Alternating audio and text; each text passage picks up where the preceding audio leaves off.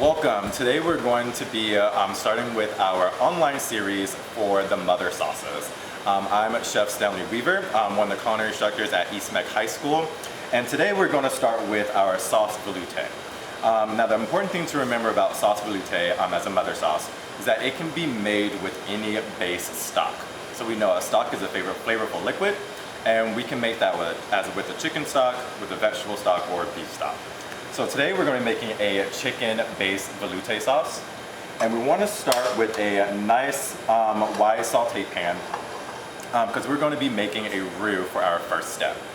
So to make our roux, we're going to use equal parts fat and flour. Our fat that we're going to be using today is whole butter. So we're just going to get our butter started into melting. We do not want our butter to start boiling. We just want it to gently melt, so that way we can incorporate our flour and start developing that roux. So just going to swirl it around in the pan, make sure that we're monitoring our heat. When our heat at a nice medium to low. And once our butter has really started to melt, we can go ahead and add in our flour. So remember, in equal parts. Our roux is always going to be equal parts fat and butter.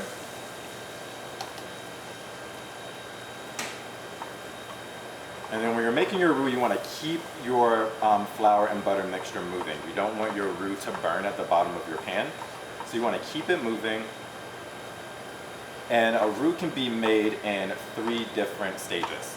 So you can make a blonde roux, which is what we're going to be looking for today with our chicken veloute. Or you can make a dark roux, which is going to be a little bit darker in color because you cook it a little bit longer. And then you can make one that's about a medium, a cross between the two.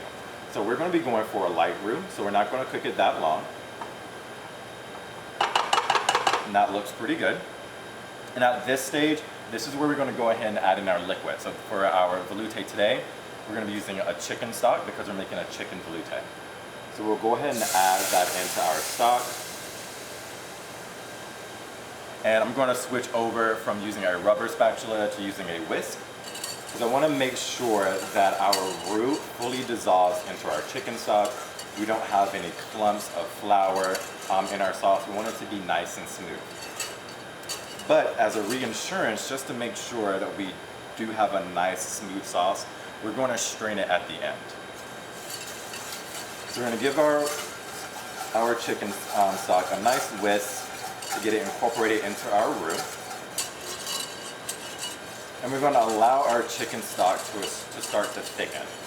So our roux is going to act as that thickening agent in our sauce.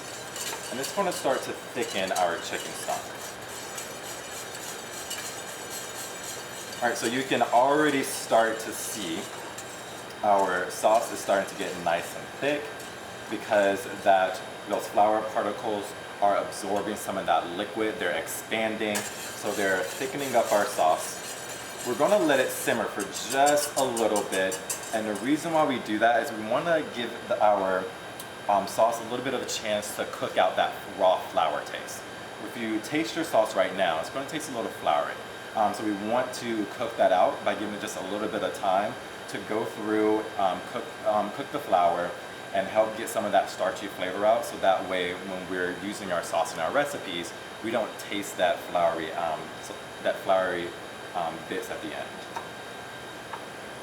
All right. So have a nice little good simmer.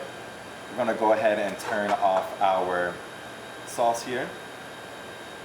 And we're just going to check the consistency. So I'm swirling my pot to look and see that consistency of our sauce. The other thing that you can do when you're looking at your consistency of your sauce work is we use this term called nappe. It's a French term to look at consistency of sauces or soups. And when we're testing our consistency, we want to use our spatula or spoon, and we're going to let our sauce coat our spoon or our rubber spatula, and we're going to drag our finger through our sauce.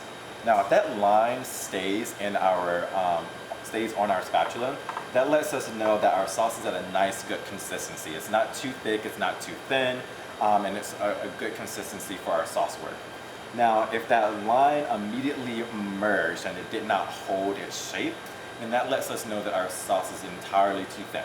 Maybe we need to give it a little bit more time to simmer. Maybe we need to add a little bit more roux to it.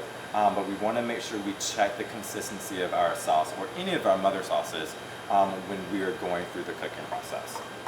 But this looks great. We did the nappe technique. Our line stayed in our spatula, so we're good to go.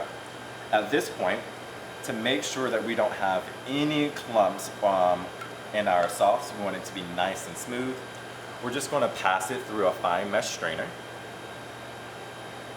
Using our rubber spatula to scrape out all of our sauce in our pan.